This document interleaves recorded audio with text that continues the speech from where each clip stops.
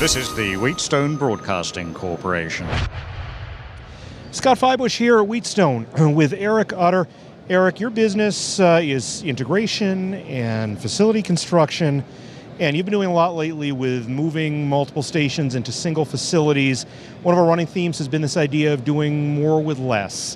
Talk to me about some of the considerations that go into some of the build-outs that you're doing. Yeah, as we see TV station consolidation, moving multiple studios, control rooms, and talent under one roof, it's sharing resources. And whether those resources are people or technology, maybe cameras, but audio is actually one of the more complicated resources in a multiple studio environment. It's not just microphones and talent in the studio, it's IFB, it's mix minus going to the field reporters outside and routing all of that on the fly. In fact, one particular station that we did had a turnaround time between newscasts, and these are differently branded newscasts, of about 1.5 minutes. Wow. So they're going from, say, a CBS brand to ABC, something like that, and they're changing, the mic flags out and changing the set behind them. But in doing so, they had to reroute mix minus. They had to reroute IFB to the talent, and of course change microphones and sources and servers for playback and that Feels kind like of a lot of things that can go wrong all at once. It's a lot that's going on, and in some of these smaller markets, you don't have the most technical staff. So you've got someone fairly new that's sitting down that needs to get all of this done, get it done right in a limited amount of time. What we're able to do with Wheatstone is not only share those resources, we're able to program those into macros and make it as simple as a push of a button to route everything to the right place. So here's your button for CBS at 5:30, here's your button for NBC at 6. That's right. And one nice thing about the choices in consoles, Wheatstone makes some very large, incredible consoles that can do all kinds of things, and a button and knob for everything, live music mixes, that kind of thing.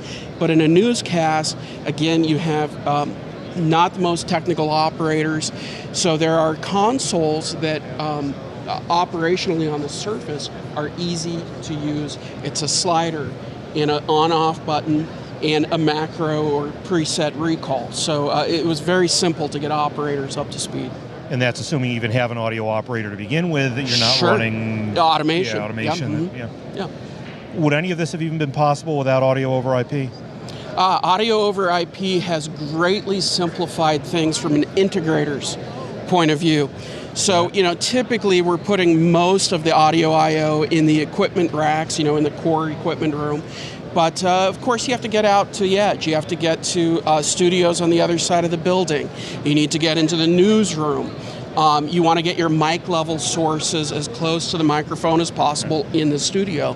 So simply running Ethernet cables from an integrator's point of view is much, much faster and easier than running audio cables all over the place. So we're able to move so many channels of audio over an Ethernet cable, able to reconfigure that on the fly. It's a beautiful, wonderful thing. What comes next? Oh boy, that's a big question. We definitely have clients thinking about whether it's an AES standard or how to bring multiple standards under one unified control system. I think that's something that's next, and it's right on the horizon. Are you looking at AES 70 yet? AES 70 has come up. Actually had a couple clients think about it. Yeah, control layer. Yeah, and that's something, of course, that's unique to Wheatstone, is they offer that control layer. But if you're interfacing, say, with Dante or another third-party system, what do you do for control, right? Erik Utter, President of Utter Associates, thanks so much for being with us. Thank you very much.